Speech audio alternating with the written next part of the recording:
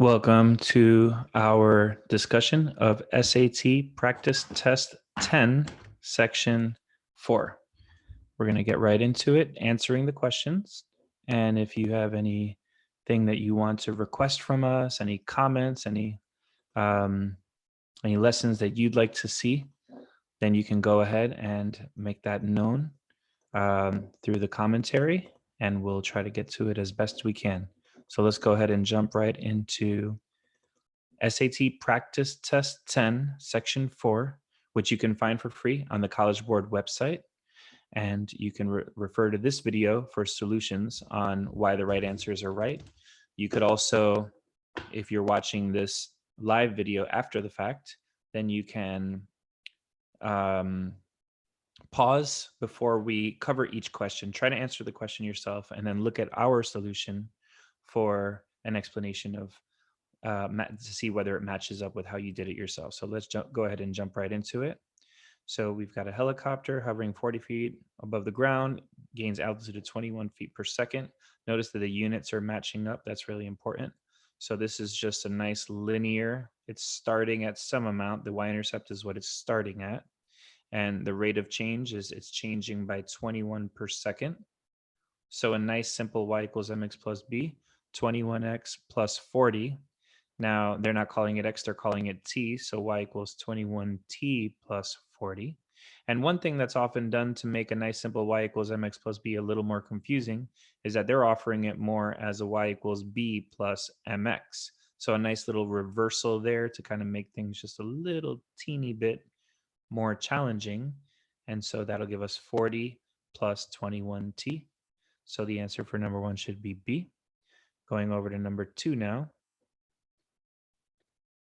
So here we're talking about a flat fee of $5 per month for up to 100 messages, and then 25 cents for each message after that. So what we're talking about in this question is that we've got a flat fee of $5 per month, and once it hits 100 messages, that switches it over to the 25 cents for each additional message. So we've got the moment where it had a flat fee, and then the moment where it started increasing per every message. So that seems to match really closely with choice A right there. So flat means there's just one thing you're paying, so the amount you pay is not going to change. It's going to be horizontal. And then after that, it broke into a linear, where it was increasing linearly at an increasing rate. So that exactly matches choice A, like we said. So let's go ahead and go to number 3 now. So we'll maybe enlarge this a little because it's hard to read here. Jake buys a bag of popcorn at a movie theater. He eats half the popcorn during 15 minutes of previews. After eating half, he stops for the next 30 minutes. Then he eats until he spills all the remaining. So let's go ahead and see what happened here. The amount of popcorn left in the bag, just as a general thing, is going to decrease the more he eats or the more he spills. So we can immediately get rid of A because nothing is being done at any point in this to increase the amount of popcorn. And that also gets rid of D, and that also gets rid of C. Just none of this story is talking about increasing the amount of popcorn. He's either eating it or he's spilling it. So the only answer left standing is B for boy. Now we're running over to number 4 here.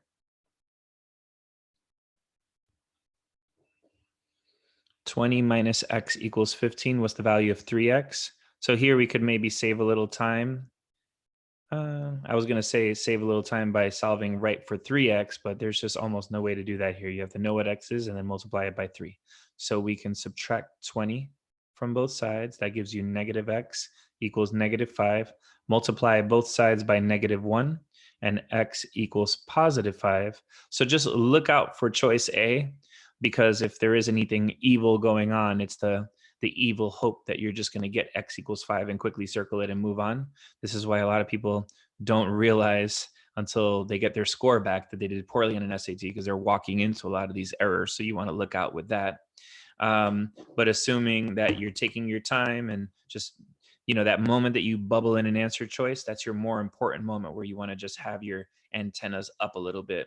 But here we're looking for 3x. So if x is 5, then multiply both sides by 3, and you get 15.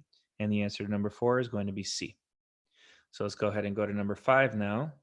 F of x equals all this stuff. What's the value of f of -1? So f of -1 means just take a -1 and replace x with that. So -1 plus 3 over 2 simplifies to 2 over 2, which is the same as 1.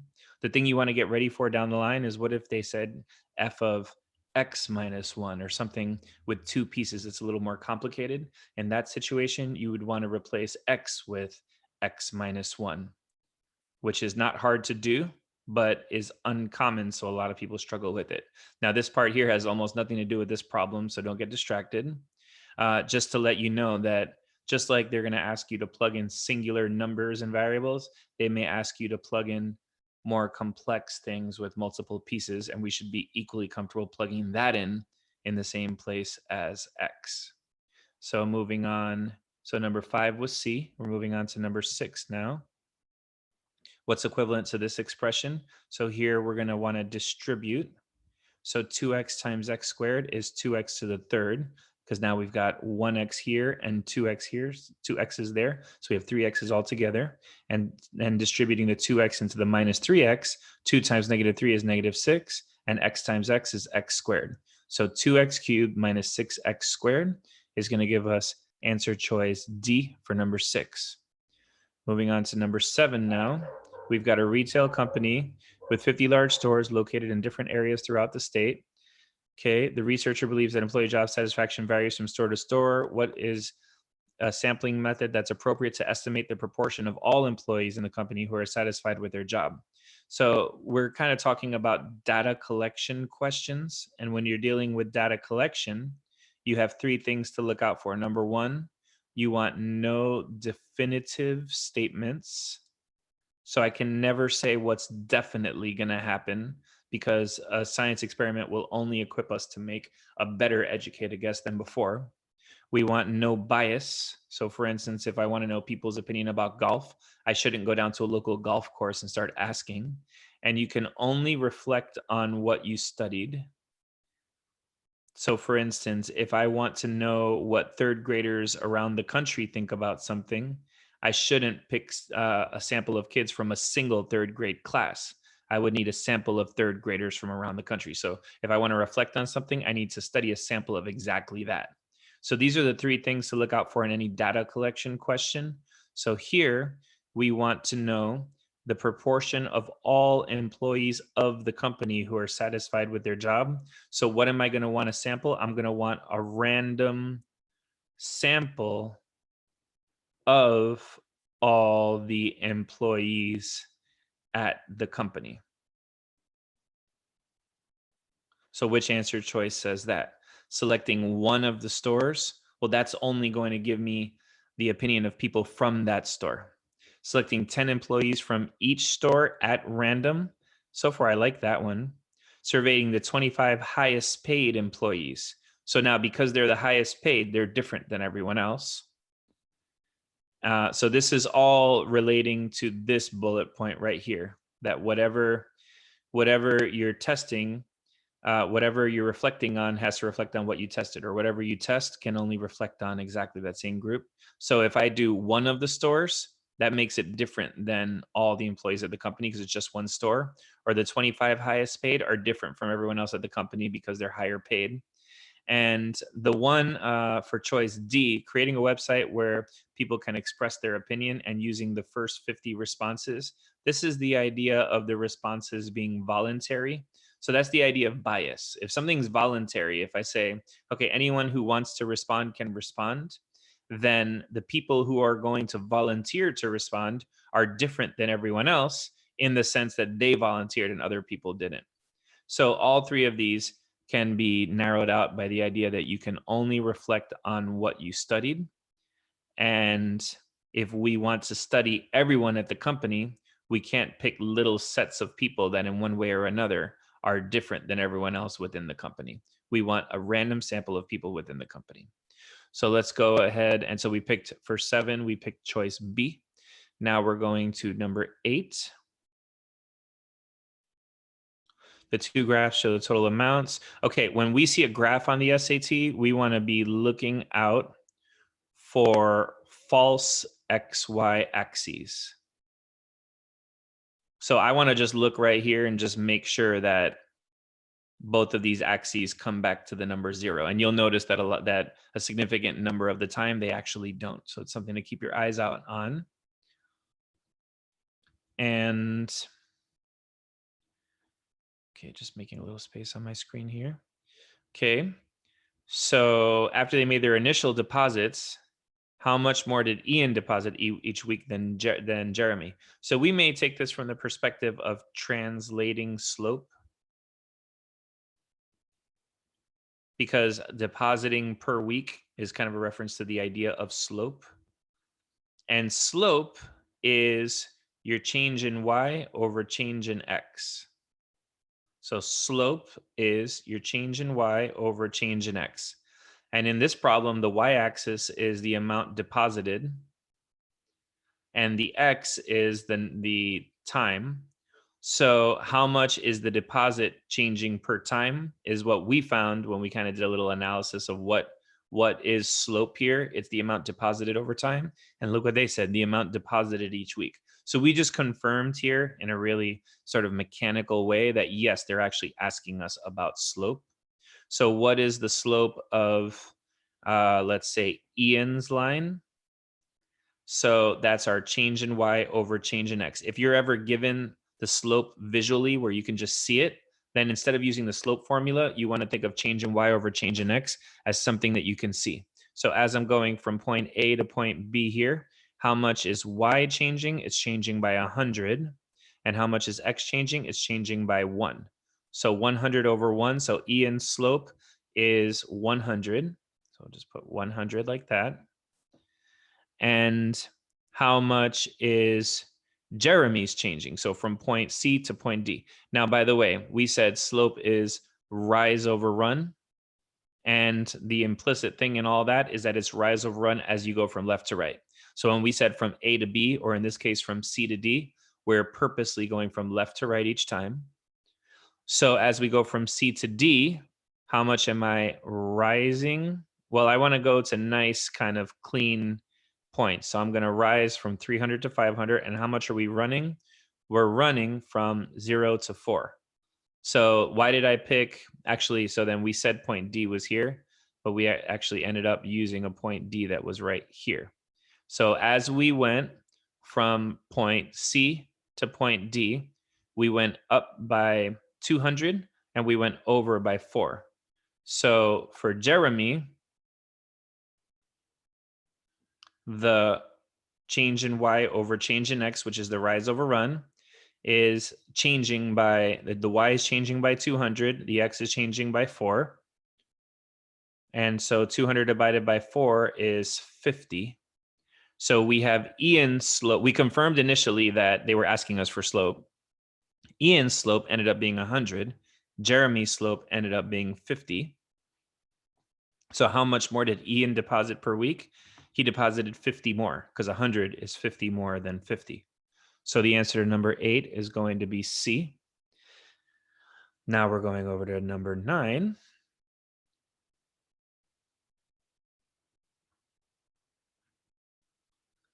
So if I have h of x here and they say h of 5, that means plug 5 in where x goes. So h of 5 is 2 to the 5th, which this is the calculator section. So I can just say that's 32. And h of 3 is 2 to the 3rd. So what kind of calculator should we be using? We are firm believers that the calculator that we should be using is going to be a graphing calculator every time. I personally lean toward the TI-84. If you're using the TI Inspire, notice on the College Board website that not every TI Inspire is allowed on the SAT, and I've seen cases of students getting their calculator rejected. So you want to use a graphing calculator because it has countless advantages, and it's almost an unfair disadvantage if you don't have it. And just a little bit, and we'll probably do a podcast on that at some point. So h of 3 means replace x with 3, and 2 to the 3rd is 8. So now what's the value of h of 5 minus h of 3? Well, h of 5 was 32 and h of 3 is 8. So the answer is 24. And so for number 9, we're picking C. Going over to number 10 now.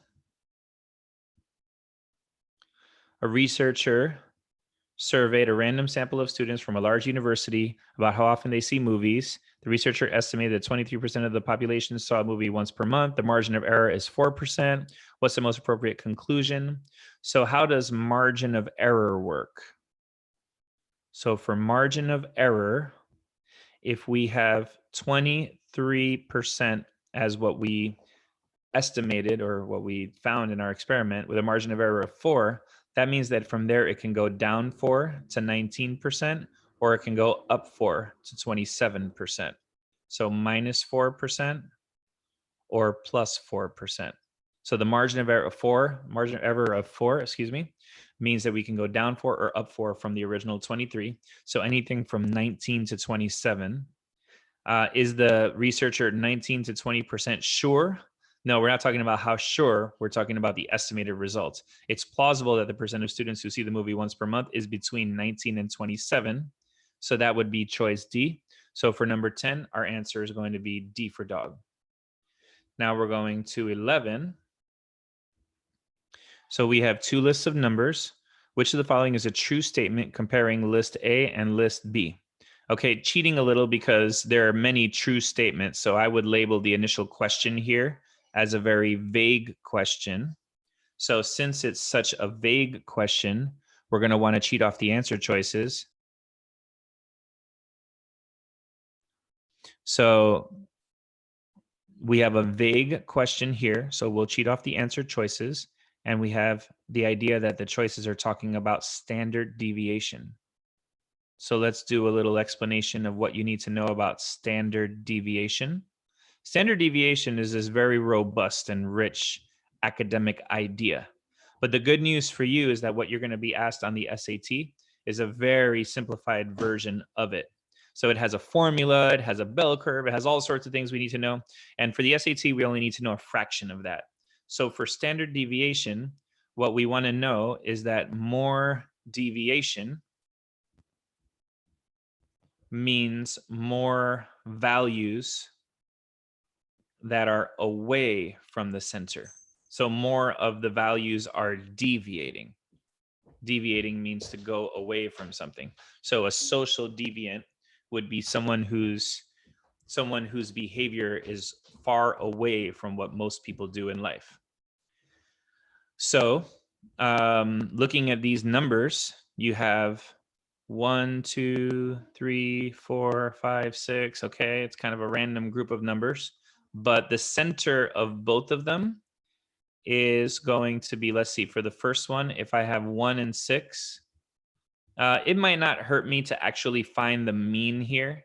So the mean for A is going to be 1 plus 2 plus 3 plus 4 plus 5 plus 6, and then divided by the fact that there are 6 of them. So just adding them up. So I have 3, 6, 10, 15, 21. So I have 21, and I'm dividing that by 6. And for list B, we have 5 plus 3 is 8, plus 4 is 12, plus 4 more is 16, plus 5 is 21, divided by 6. So they both have the same mean, which is 3.5. So we've got 3.5 as the average, the mean, and for our purposes, the center. So both of the groups are centered right here. So the one that has more standard deviation is going to be the one where the values stray further away from 3.5. So notice that 1 and 6 are further away from 3.5, but 2 and 5 are just a tiny bit closer to 3.5. So they both have the same means. The means are the same, which means that our answer choices can only be A or B. But the standard deviations are different for the reasons that we explained. So that's going to be A and not B. So the answer to number 11 is, in fact, A. So let's go ahead and go to number 12 now. A book was on sale for 40% off its original price, and that price came out to 18. What was the original price? So on a percent question like this, what you want to do is, well, you want to avoid the temptation to say to yourself, okay, what number could do all this? So we want to avoid the approach that says, how do I find this answer? That's never easy. Instead, we want to be more like journalists telling the story. So the story goes that I had an original price. We took 40% off of it, which shows up like this, and we'll explain that in 1 second. And the resulting price was 18.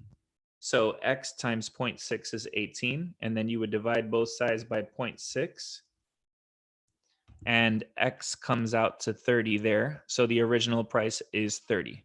Now to get to the idea of why we said 0.6 instead of 0.4. With percents, they're different than other numbers because we're always starting at 100%. So from there, if I'm losing 40%, I go to 60%. If I'm gaining 40%, I go to 140% from 100. So minus 40% or plus 40%. And in decimal form, 60% is 0.60 and 140% is 1.40. So that is the explanation of why in this situation we chose 60, because 0.6 is the same as lowering something by 40%. So that's number 12. Now we're going over to number 13.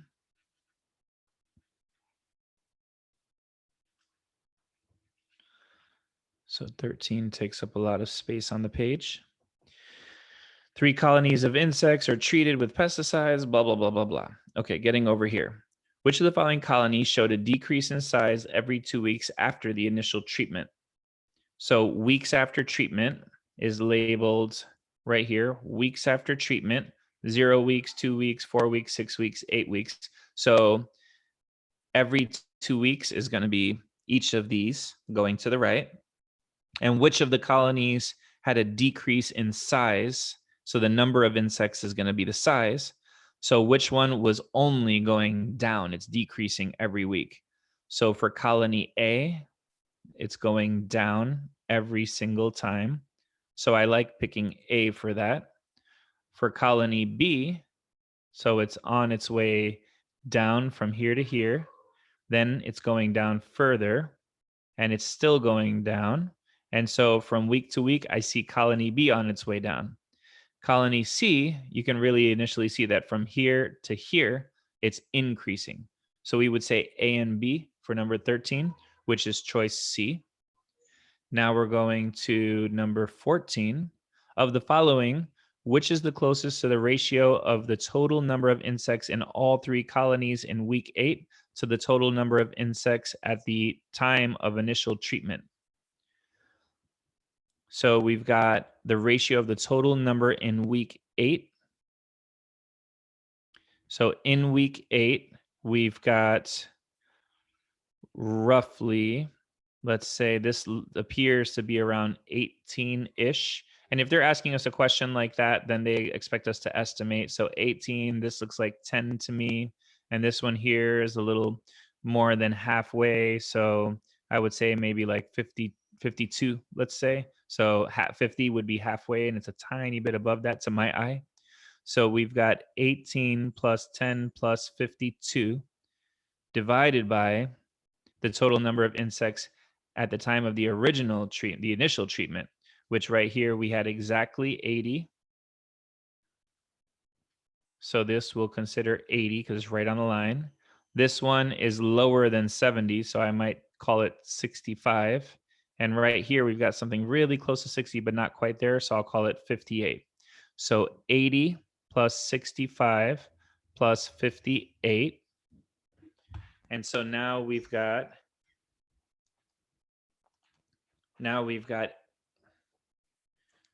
28 plus 52, so 80 in the numerator. And in the denominator, 80 plus 65 plus 58 gives us 203. So looking at these nice, beautiful ratios, I'm going to kind of want to maybe say 80 to 200 to give it a nice number. So 8 to 2 or 8 to 2 that way, which would be 4 to 1 or 4 to 1 this way.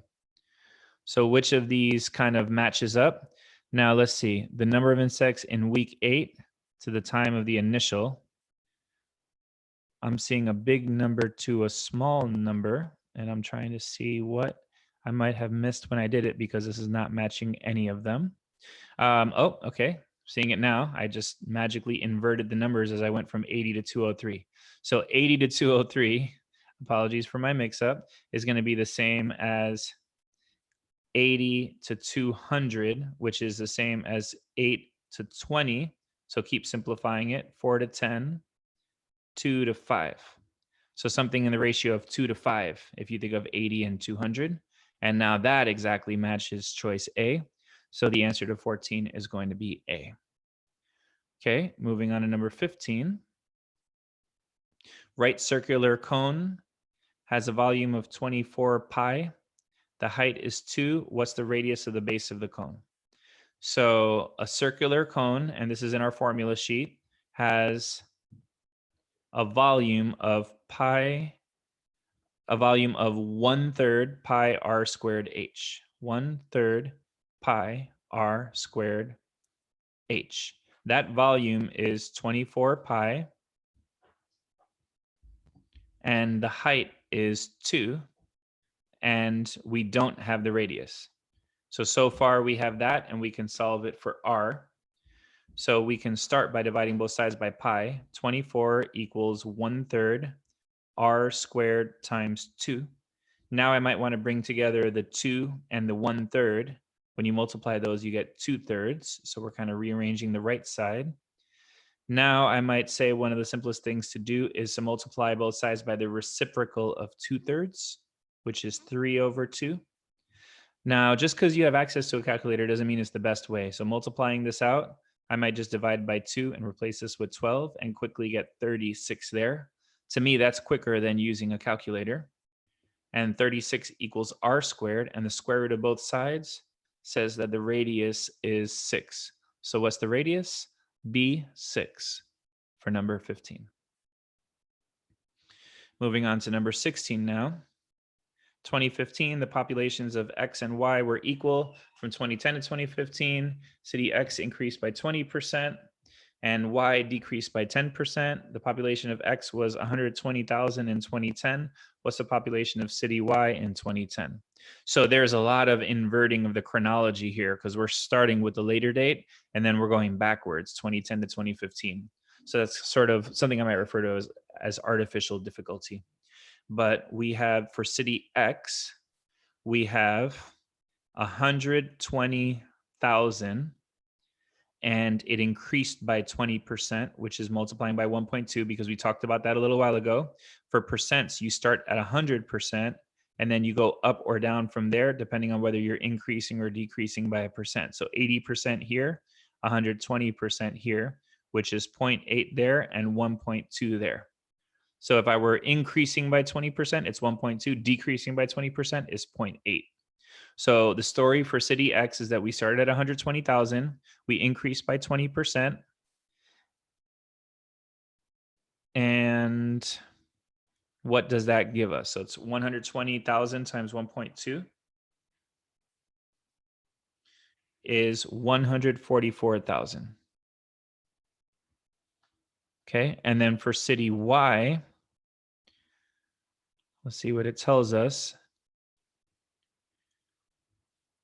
The population of city Y decreased by 10%. So if we start at our 100%, if I were increasing by 10%, that's 110. Decreasing by 10% is 90.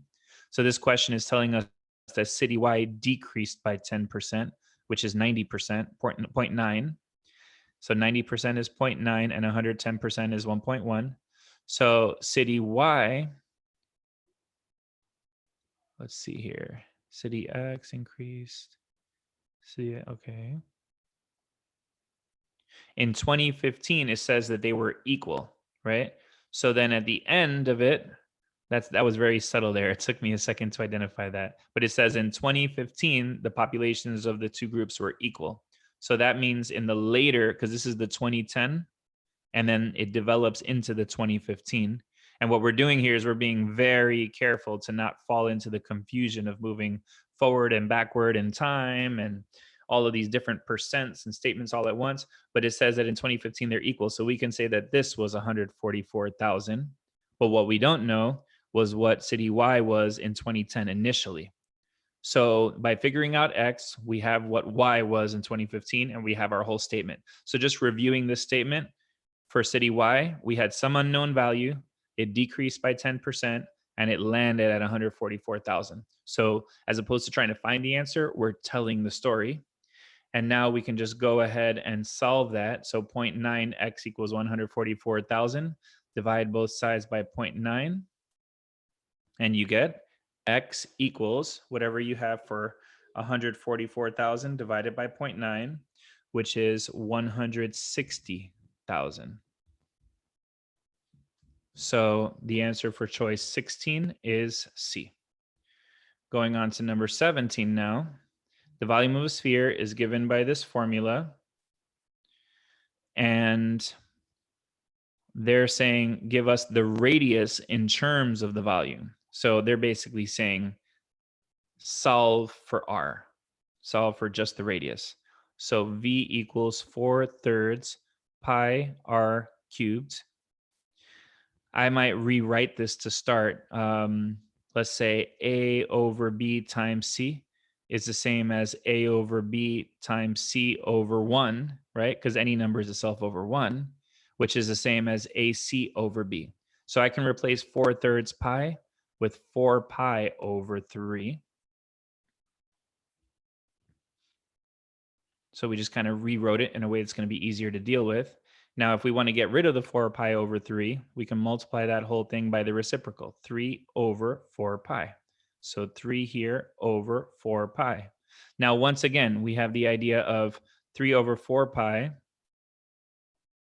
So we have 3 over 4 pi times V over 1. So it's this same idea here. Allows us to say that this is 3V over 4 pi. And on the right-hand side, 3 cancels with 3, 4 pi cancels with 4 pi, and you get R cubed. So right now we've got R cubed equals 3V over 4 pi. And nice and easy, we can just take the cube root, because the cube root is opposite of having something to the third power, the third root. And so now we get R on the right-hand side equals the cube root of 3V over 4 pi. So that looks like choice D, and the answer to 17 is D. Going into number 18 now. So based on the table, what's the probability that a tablet user answered always, given that the tablet user did not answer never? So, okay, this is the idea of the conditional probability, or sometimes we're asked for a conditional fraction or conditional proportion.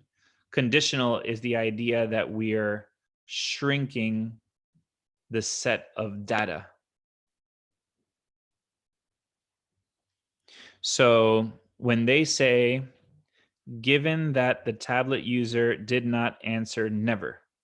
So the ones who did not answer never are this one, and this one.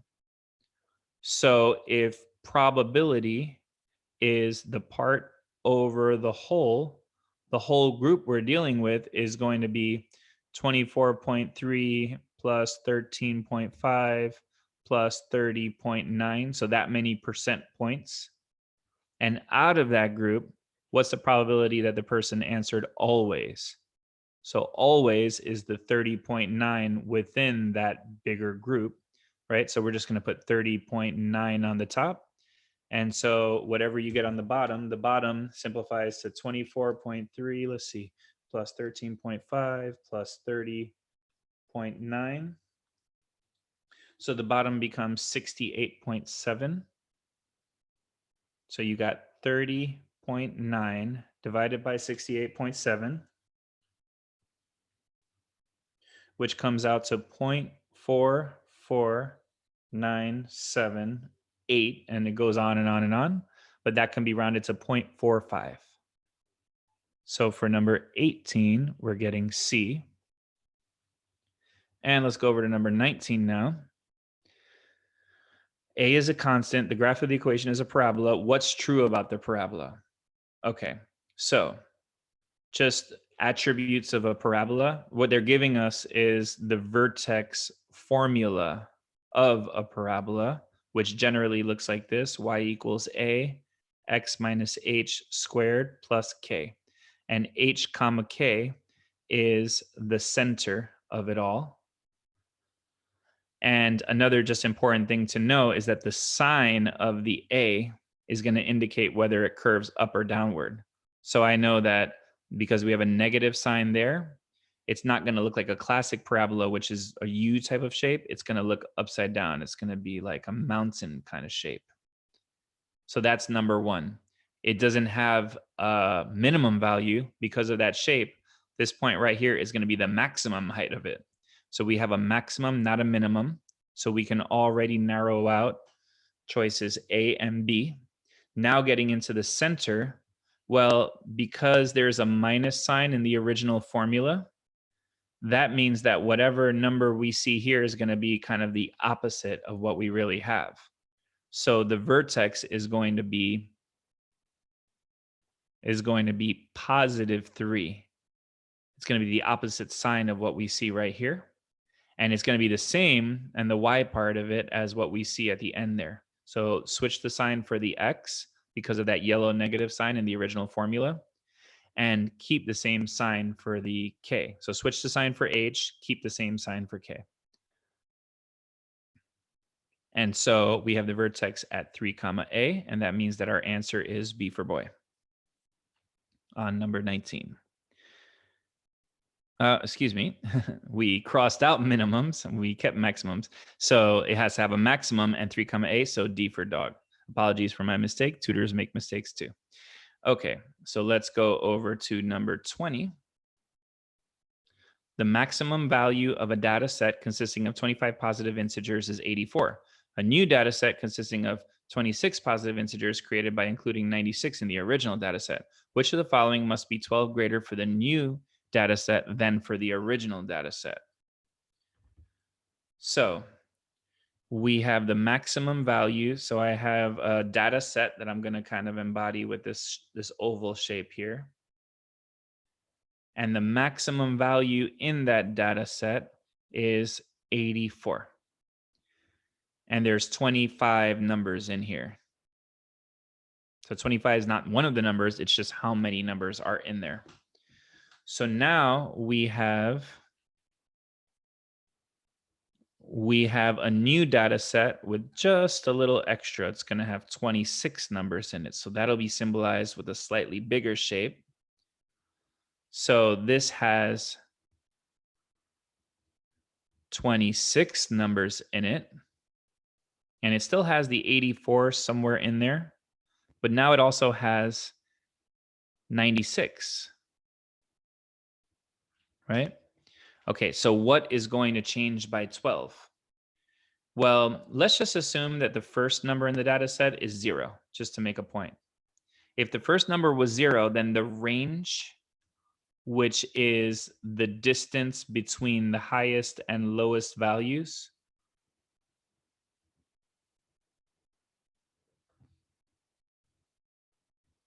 for data set A, for the, let's call this data set A and data set B, the range for data set A is going to be 84. The range here is 84.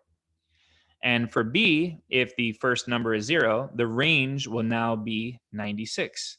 So what's going to happen to the range? It is going to increase by 12. Now, the reason I was comfortable picking 0 as the lowest data point is because it wouldn't matter. Like if we had 50 in place of the 2 zeros, if you try it out with the number 50 as another example, you'll notice that the range will still change by 12, because by adding another point that's 12 over, the range does stretch out by 12 no matter what, as long as it was originally the maximum. So the answer to number 20 is going to be C. And let's go to number 21 here. Clayton will mix X millimeters of a 10% by mass saline solution with Y millimeters of a 20% by mass solution in order to create an 18% solution. The equation represents the situation. Clayton uses 100 millimeters of the 20.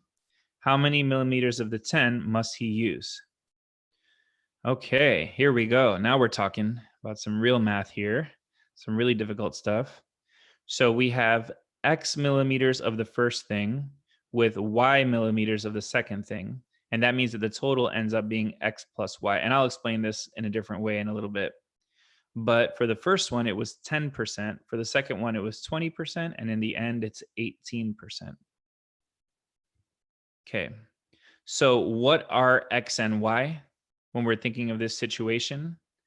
X is the number of milliliters of the 10% solution, and Y is the number of milliliters of the 20% solution, right?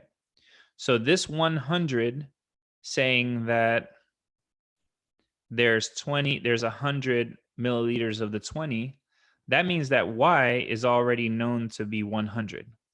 So although there is an intense amount of math that goes into this equation type, and we'll talk about that maybe in a further lesson or just a little bit after we finish this question. Although we have that, we already know that Y is 100. So let's just fill that in. 0.10x plus 0.20 times 100 equals 0.18x plus 100. So this seemingly difficult looking, or this difficult looking problem became an easier problem because now all we have is one equation and one variable, and that's extremely solvable. So 0.10x plus now 0.20 times 100 is 20 equals 0.18x plus 0.18 times 100, which is 18. So taking away 18 from both sides and taking away 0.10x from both sides.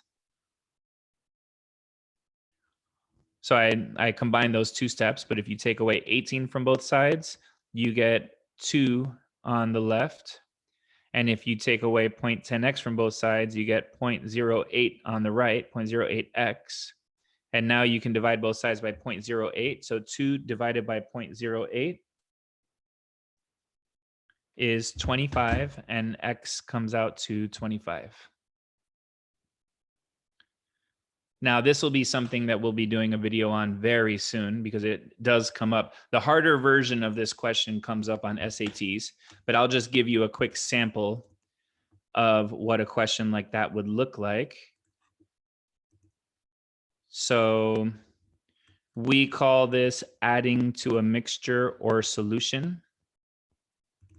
And it takes a little bit of practice, maybe sort of more practice than we're used to seeing on other tests.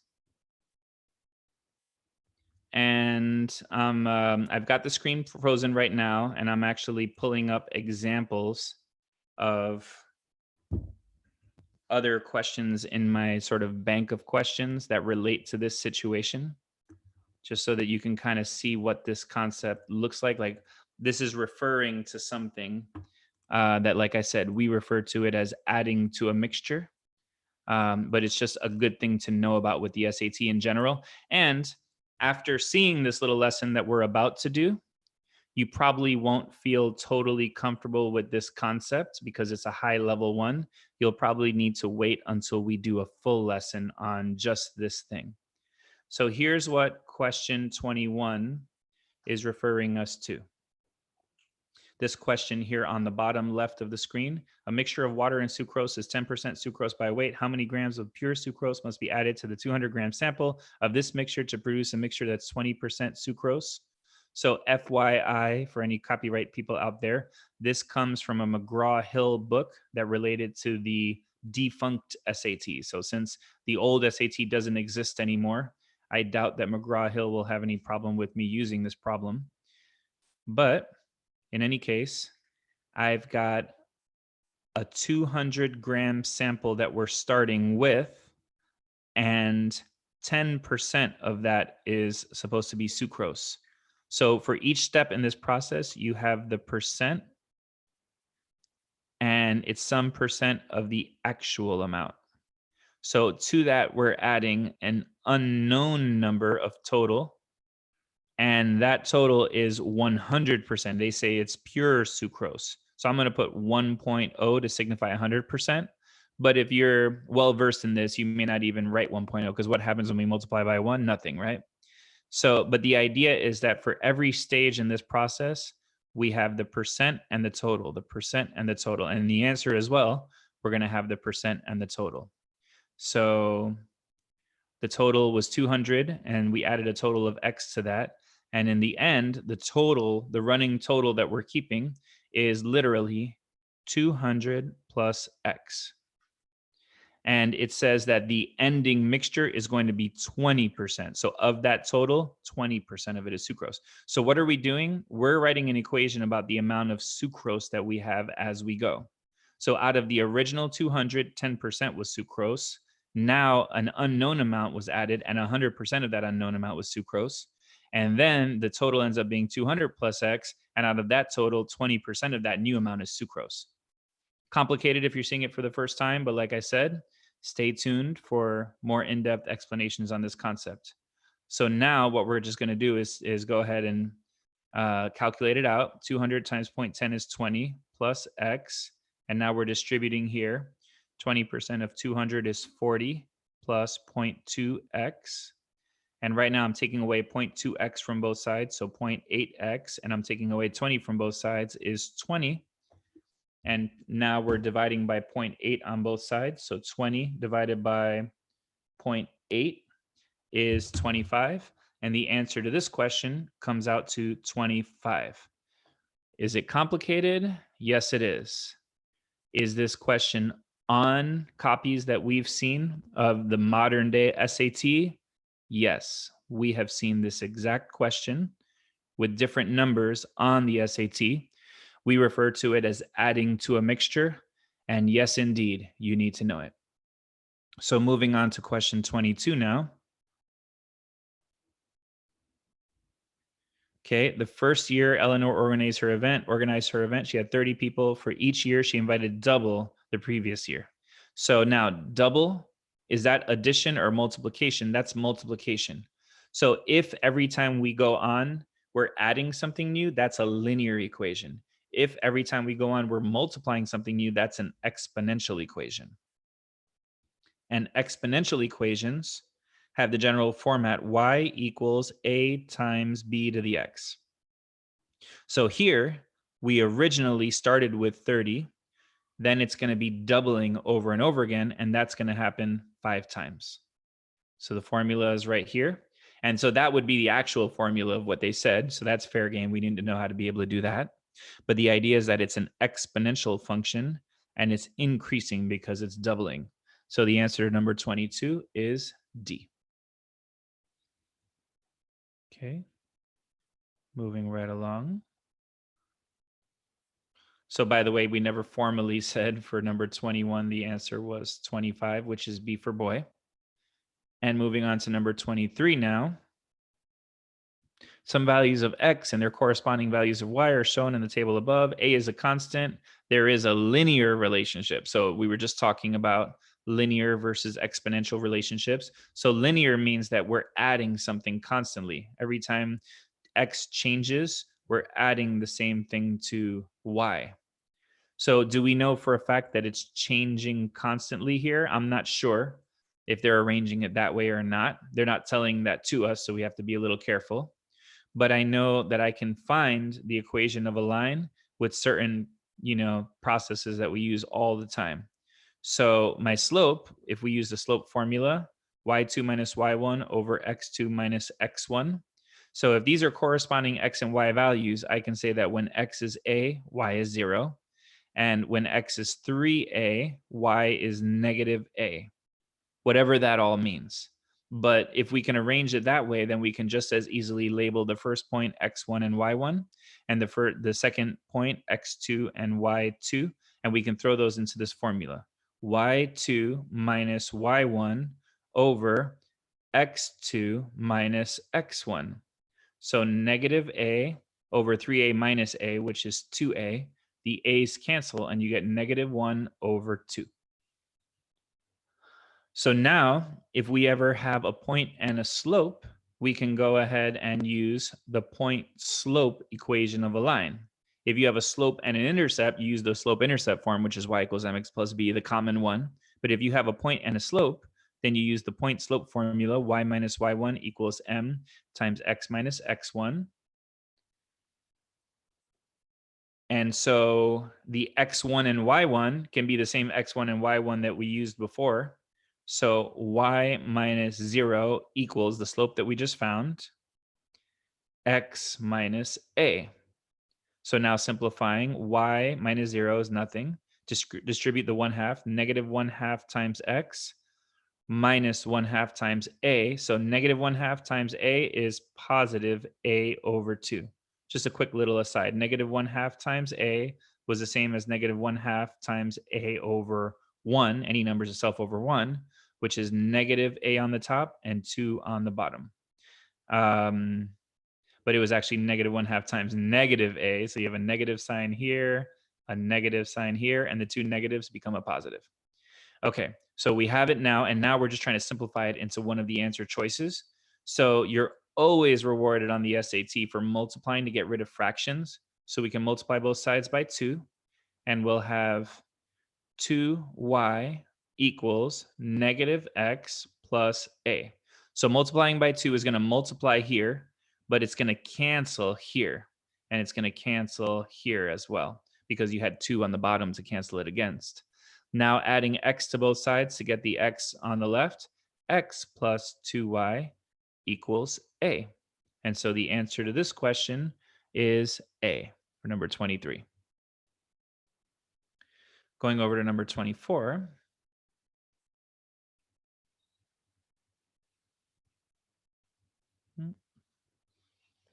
This message is brought to you by Microsoft OneNote. With every subsequent version, I seem to see more crashes. Sorry for saying that, Microsoft, but it appears to be the case. And so now we're on to question 24. Okay. So 24, there's a scatter plot. Okay, we're looking for the line of best fit. And one thing that we talked about earlier that you want to look out for, we have a false origin. That thing that looks like the origin there is not the point 0, 0. So that also means that these XY axes that we're looking at are not the true XY axes. So you do not want to say that the y-intercept is 60 here, even though it would be very tempting to do that. So you always want to look out for a false origin and false XY axes on the SAT. So another thing to mention is that you'll always be hit with situation where the actual numbers are the dots, the actual data points, and the predicted amount, usually they say it's the predicted amount, will be the line, or just the line of best fit for the data. So you just want to be comfortable with that idea that what you're looking at are the actual values and then the prediction, which is like the central line, the line of best fit. So we can just kind of find the equation for this by finding the slope. Slope is rise over run as you go from left to right. So as I go from point A to B, I pick those two because they pass through nice, easy areas. We're rising by 20 and we're going sideways by 40. So rise over run is 20 over 40, which is 1/2. So we already know that the answer is B because it's the only one that's got a slope of 1/2. So the answer to 24 is going to be B, and we get to move on fairly quickly. Going on to number 25 now. What is the x-coordinate of the intersection point of the system? So nice classic system of equations. It's sort of helpful because the x's are lined up, the y's are lined up, and the numbers at the end are also lined up. So this is just sort of giving us some nice low-hanging fruit to use the elimination method. So what you want with this is you want, plus 4y and minus 4y, or plus 6x and minus 6x. You want opposite complementary values so they cancel each other out when you add straight down. So for me, I'm looking right here and saying that 1.5 and 0.5 have a relationship because 0.5 times 3 is 1.5. So I'm going to multiply the bottom equation by 3. So 4.8x plus 1.5y equals negative 3.9. So that's what you get for multiplying every single piece by 3. 2.4x minus 1.5y equals 0.3. So we're keeping the top equation just as it is.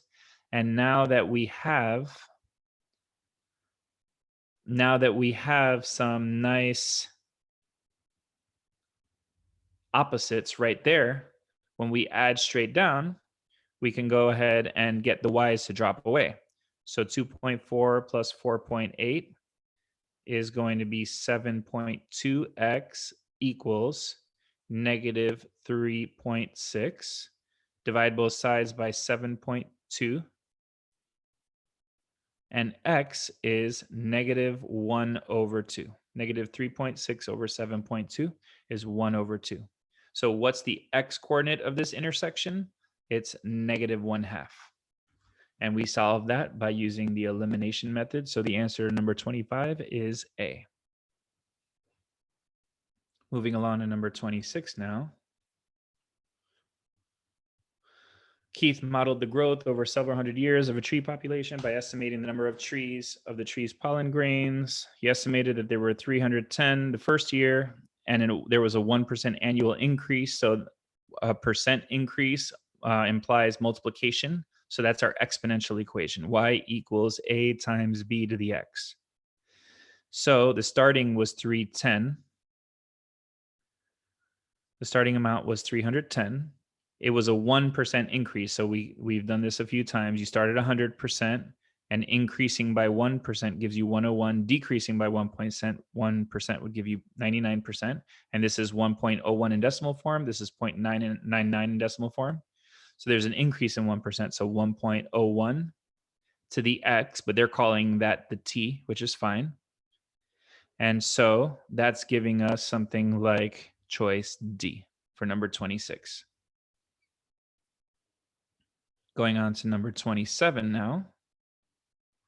We need to find 3x minus 2.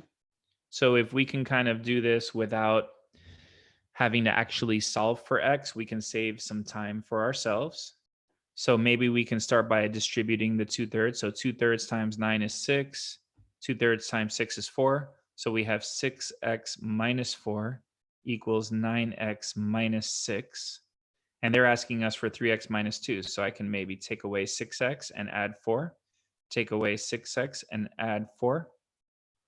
So that's giving us a total 0 on one side, and that's equal to 3x minus 2.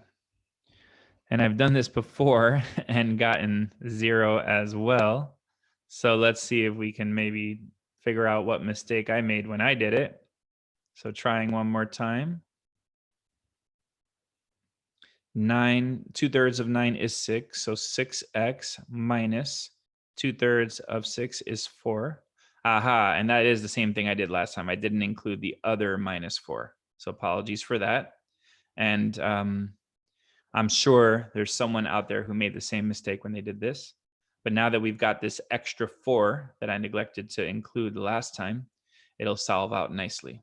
So now we can clear out, we have 6x minus 8 equals 9x minus 6. And just like we did before, go ahead and clear out one side to kind of make it a little neater. And now we've got 0 equals 3x plus 2. We need 3x minus 2, so maybe we can just subtract 4 from both sides. So now on the right, we've got 3x minus 2, and on the left, we've got negative 4 equals 3x minus 2, and the answer is A. So for 27, we got A. Moving on to number 28 now. I'm going to go ahead and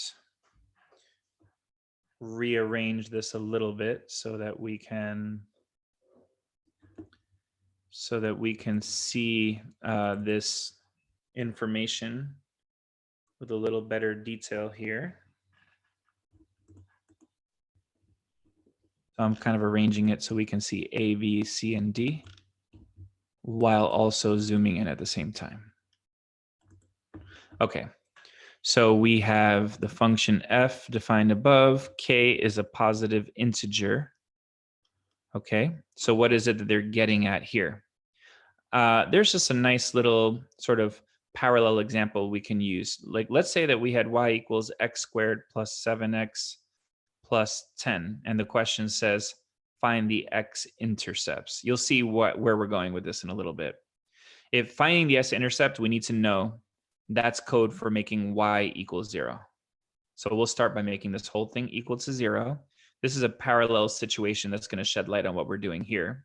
Having it equal to 0 is our permission to factor. So what two numbers add to 7 and multiply to 10? And those two numbers are 2 and 5. The zero product rule says if two things multiply to 0, you can set each one equal to 0. So I take the x plus 2, set it to 0, take the x plus 5, set it equal to 0, and solve each of these. So you get -2 and -5. So why are we doing all this? We're seeing that if you have a root, now at the bottom stages, these are called roots, x-intercepts, zeros, or solutions. So there are lots of synonyms. But if I have a root of x equals -2 and x-intercept of x equals -2, it corresponds to a factor of x plus 2 at that factor stage. And if I have a root of x equals -5, it corresponds to a factor of x plus 5 at the factor stage. So looking at it there, we can kind of see what's going on as far as the difference between factors and roots.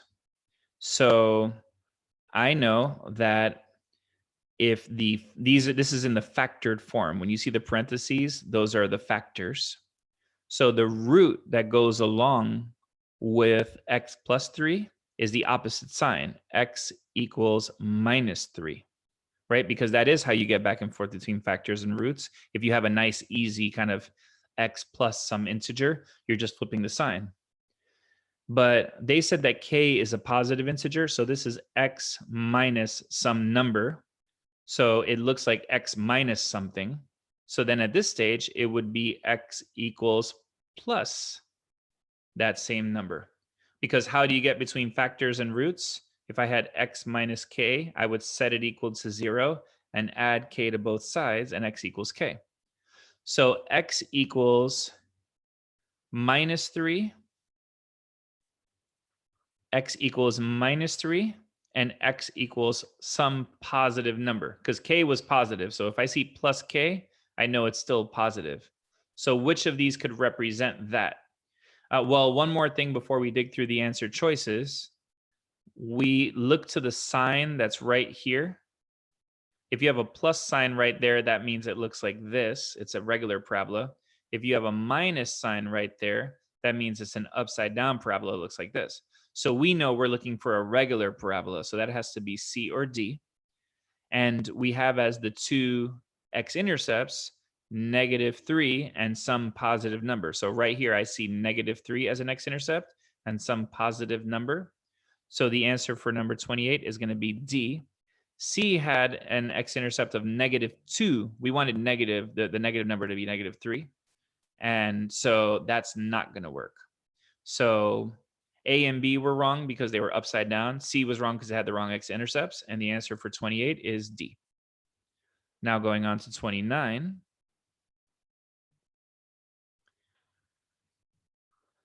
The formula can be used to approximate the height of a male based on the length of the femur. What's the meaning of the 1.88? So this is our question that we refer to as translating slope. How do we know that? Because this is a y equals mx plus b format. And what do we have in the m spot? 1.88. So the m, the slope, is 1.88. Any number is a self over 1. So it's 1.88 over 1. And since it's slope, it's our change in y over change in x. But what are the x and y here? The y is the h, which is the height. So this 1.88 over 1 is the change in height. And the x is the L, which is the length of the femur.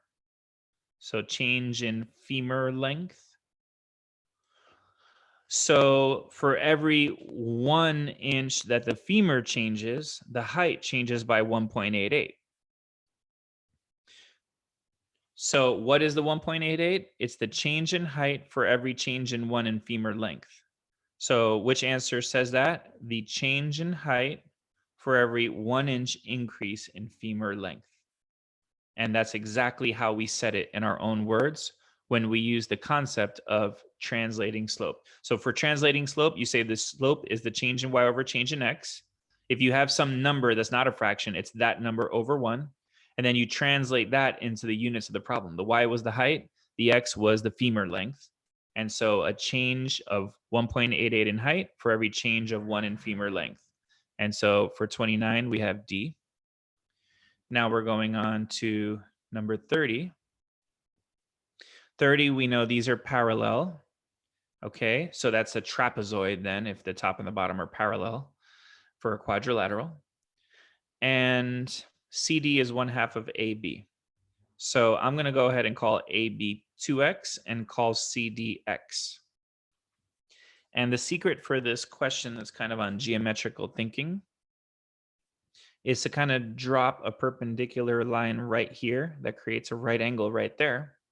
And so that would create a rectangular shape. If I call this point E, B, C, D, E is a square or a rectangle, who knows? But the point is that this has a length of X. So now what are we doing on this question? This is identifying a 30, 60, 90 triangle backwards when you're given the side lengths. Because if I told you the lengths were 30, 60, and 90, then, this is on the formula sheet of the SAT, you could say, okay, well, that means the angles, the side lengths are x, 2x, and x root 3. But the same goes true in the other direction. So if we have 30, 60, and 90, let's just create another 30, 60, 90 triangle just for the reference here. So this will be 30, 60, and 90. And the ratio that's given in your formula sheet for the SAT is x, 2x, and x root 3. Notice that I went in order there. So across from the 30-degree angle is the x, across from the 90-degree angle is the 2x, and across from the 60-degree angle is the x root 3. And yes, you need to know that by heart. You need to be able to do that on your own.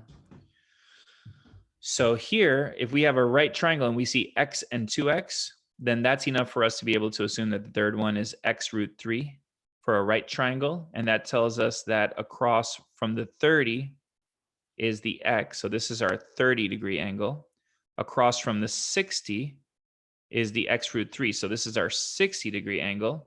And across from the 90 is the 2x. So we now know that angle ABE is 60, even with my poor handwriting. Try to make it a little more beautiful here. So that's 60 right there. And this is a 90-degree angle because we made it so. So the measure of angle B is angle ABE, ABC is what they're referring to. And that's the 60 plus the 90, which is 150. So the answer to 30 is A. Going on now to number 31.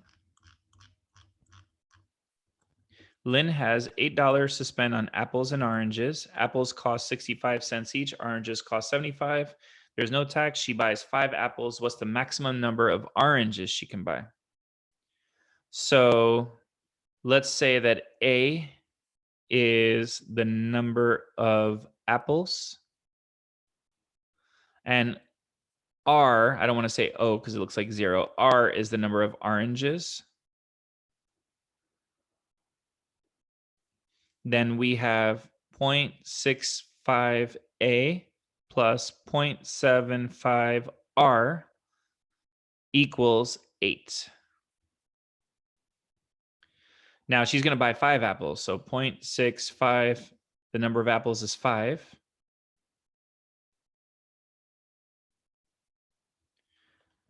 And we can just go ahead and start solving that.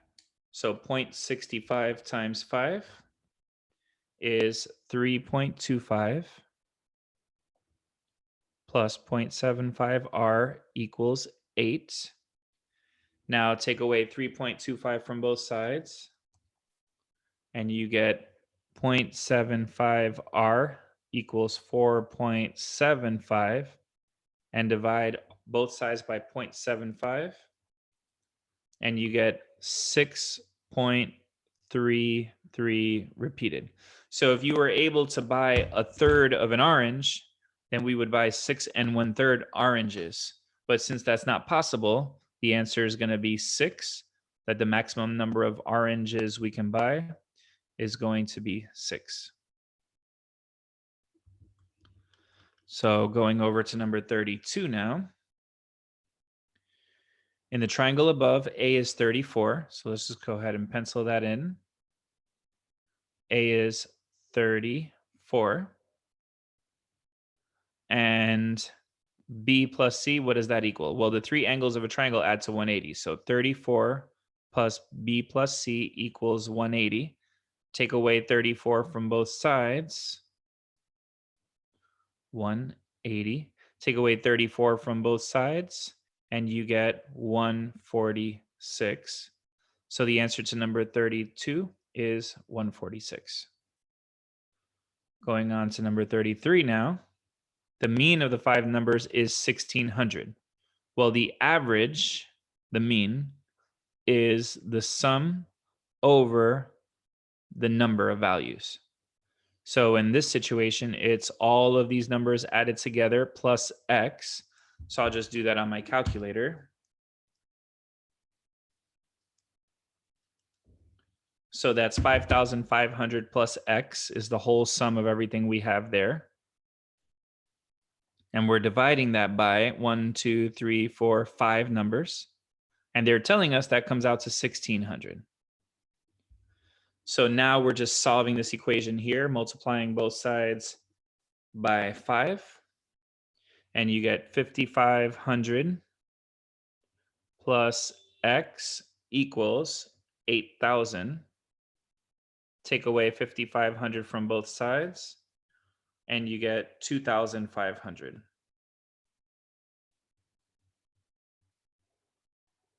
So the answer to number 33 is 2,500. So going over to number 34 now. The relationship between x and y can be written this way, where m is a constant. Y is 17 when x is a. What's the value when x is 2a? Okay, so they gave us a formula. They said y is 17 when x is a.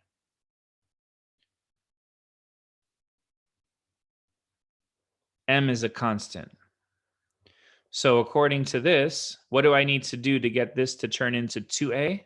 I can multiply both sides by 2.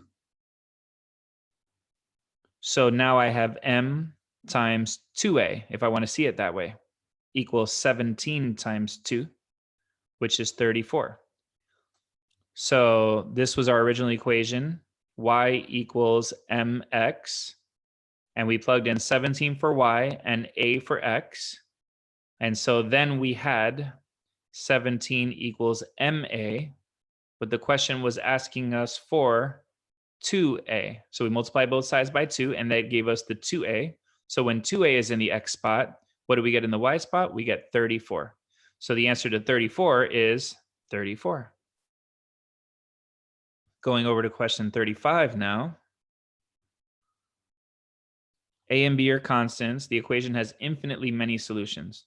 So a great, a high-level skill on SAT math is the idea of seeing, possibly, not always, seeing an equation as an intersection.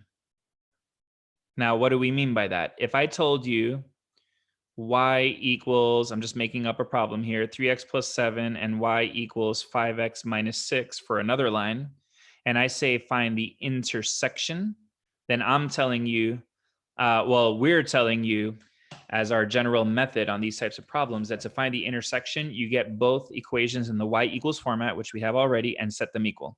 So to get the intersection, you do 3x plus 7 equals 5x minus 6. That's going to give you some x value, and you plug it back in to find the y value. So to find the intersection, we set them both equal to one another. So this could very well be seen as I have the equation y equals all this and y equals all this, and they've been set equal to one another. So someone was already looking for the intersection, and we're just seeing the results of that here. So now these are both linear because they both have x to the first power. So there are three ways to think about that two lines can intersect. They can intersect once, they can intersect never, or they can intersect all the time. Like if you go to graph the first one and go to graph the second one, you start to realize that they're actually the same line. So we're talking about the idea of having one solution, zero solutions if they're parallel, they never intersect, and infinite solutions is the idea that they're actually the same line as each other. So they're in a solution, they're intersecting all the time. So that's what they're telling us here. They're telling us we have infinitely many solutions. So they're the same line as each other. So when you have that infinite situation, you can line them up. 4x plus 10. And the other one, if I simplify a little, if I distribute, that's ax plus ab, right? So ax plus ab. And according to the fact that these are the same as each other, this piece has to equal this piece, and this piece has to equal that piece because they're the same. They line up perfectly. They're the same as each other. So we can already say that a equals 4 because 4x equals ax, so a must be 4. Now for the other one, 10 also equals ab, and we know what a is. A is 4. So 10 equals 4b divided by 4 on both sides, and you get 10 over 4, which is the same as 5 over 2. So b for number 35 equals 5 over 2. And the skill there that you want to keep in mind in the future is the idea of seeing the equation as seeing an equation as a statement of an intersection. And also when you're dealing with the intersection of two lines, to know that there are three ways that can pan out and to kind of read the question in terms of those three definitions. So now looking at number 36, a line that has an equation of y equals c intersects a parabola at one point. The parabola has the equation this, what's the value of c? So we said a moment ago on question 35 that for an intersection, you want to get both equations in the y equals format and set them equal. So if I'm being asked for an intersection, I get them both in the y equals format and I set those equal to one another. So here you got y equals c and y equals this thing, and we're being told to find the intersection. So I'm setting those equals. C equals negative x squared plus 5x. So now the result of what we just did is a quadratic. So the answer to this situation created a quadratic situation. But reminding yourself that it's quadratic, which has x to the second power, reminds us that quadratics always equal 0. So we've got to take away c from both sides of this to get 0 equals negative x squared plus 5x minus c. Sorry about that. So we're subtracting c from both sides, which gives us minus c right there. Now, if a quadratic situation tells us the number of solutions, it intersects at exactly 1 point, that's a reference for quadratics to the idea of the discriminant. So just real quick, reminding you that the quadratic formula looks like this. If you don't know it by heart, you have to memorize this. So that's our quadratic formula. But if I put fake numbers in here, it's going to pan out one of three ways. 2 plus or minus root 4 over 3, 2 plus or minus root 0 over 3, and 2 plus or minus root negative 4 over 3. So all I'm doing in this sample equation that I just made up here is I'm changing the value of the thing under the radical. That thing under the radical is called the discriminant. The b squared minus 4ac of the quadratic formula is called the discriminant. Now, analyzing each of these, if I solve this out, I'd get 2 plus 2 over 3 and 2 minus 2 over 3. So I'd have two answers, two solutions. Right here, I'm doing 2 plus 0, 2 minus 0 over 3. So adding and subtracting 0 doesn't do anything. So the answer would have just been 2 over 3. There would be one answer. And right here, I have a negative under a radical, which is not allowed in the world of math. So we have 0 answers. So if the discriminant, the b squared minus 4ac under the radical is positive, you have 2 answers. If the discriminant is 0, you have 1 answer. And if the discriminant is negative, you have 0 answers. So here, when they tell us this has one solution, it happens at one point, they're telling us that b squared minus 4ac equals 0. And in this quadratic format that we had found, this is an ax squared plus bx plus c. The a is the -1 in front of the x squared. The b is the 5 in front of the x. And the c is the -c, whatever that means. So that's a little confusing that there's the overlapping letter usage. But if you plug in that into the b squared minus 4ac equals 0, you get 5 squared minus 4 times -1 times minus c equals 0. So cleaning that up a little, 5 squared is 25. Right here, you have a negative times a negative times a negative. So I know the answer is going to be negative. And it's 4 times 1 times c. So 4c equals 0. And we're going to add 4c to both sides to get 25 equals 4c.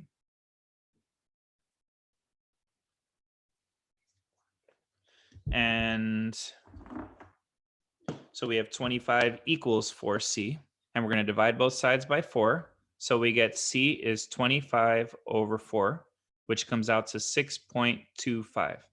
So on this question, number 36, we have 6.25 or 25 over 4 for our answer.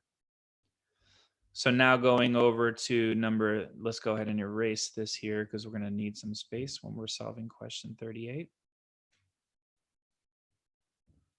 Going over to number 37 now. The Falcon can reach speeds of up to 200 miles per hour. What's the maximum speed? So the speed of up to 200 miles per hour is the maximum speed. But that's giving it to us in miles per hour. So we have 200 miles per hour, right? And that's per 1 hour. And 1 mile is 5,280 feet. So we're using the chemistry style conversion method. Some people refer to it as dimensional analysis, but it's just the idea of canceling your units. So this parentheses with the 5280 over 1, that's equal to the number 1 because it's like the fraction 5 over 5, which is equal to 1, or 1 hour over 60 minutes, because 1 hour and 60 minutes are the same, that's equal to 1. Or if you want to get complicated, you could say a plus b over a plus b also equals 1. So we're utilizing the fact that when you have the same thing on the top and the bottom of a fraction, even if they look different, it's just equal to the number 1. So now our miles are going to cancel with our miles. And right now we have feet per hour, but we need feet per second. So we're going to go ahead and say, well, 1 hour, that's equal to 60 minutes. We knew to put hours on the top because we had hours on the bottom, so that'll cancel. Now we've got it down to minutes, but we need seconds. So we'll say, well, one minute is the same as 60 seconds. So now minutes cancels with minutes.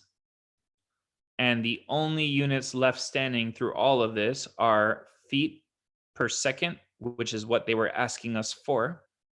And what you need to do on your calculator now is multiply across the top and multiply across the bottom. So on the top, we have 200 times 5,280. And on the bottom, we have 60 times 60, which is 3,600. And the answer comes out to 293.3 repeated. 293.3 repeated. And they're saying to round it to the nearest whole number, which would make it 293. So the answer to 37 is 293. Now we're going to number 38. It dove at its maximum speed for half a mile. How many seconds would that take? So before we took a rate and used chemistry style unit conversions on the rate, This is very similar, but we're taking a value. We're taking 1/2 of a mile, right? So now 1/2 of a mile, if we think of the mile as a number, is the same as 1/2 times mile over 1. So that's the same as a mile singular over 2. So tiny little details that make all the difference in the world. That's why I had the word mile toward the top. So 1 mile over 2, half a mile. And we're converting that to seconds. So now the speed, it's at its maximum speed. So it's 200 miles per hour. So 200 miles and 1 hour. So this is worth the number 1 because you get 200 miles for every hour, or you get in every 1 hour, you get 200 miles. So these are like equivalent values. 1 hour is worth 200 miles to us, but we chose to put the miles on the bottom because it's going to cancel. And now we have hours, and we want it in seconds. So we're going to go ahead and do 1 hour is 60 minutes. And that's going to cancel away hours with hours. And 1 minute is 60 seconds. So that's going to cancel minutes with minutes rather. And so the remaining unit for us now is seconds. And every other unit has canceled away, but that's great because they were asking us for the number of seconds. So now we're just dividing it out. We have 60 times 60 over the top, 3,600 seconds. And on the bottom, we have 2 times 200, which is 400. So you can go ahead and kind of cancel away 2 zeros from there. And the answer is 36 over 4, which is 9 seconds. And the answer to number 38 is 9. So thanks so much for watching our solutions for College Board's free practice test 10. And we plan on pumping out many more solutions for you. So feel free to encourage us and let us know that these are helping. And also feel free to let any of your friends who are preparing for the SAT know that this wonderful free resource exists through Gradeful SAT and ACT instruction. Thanks so much.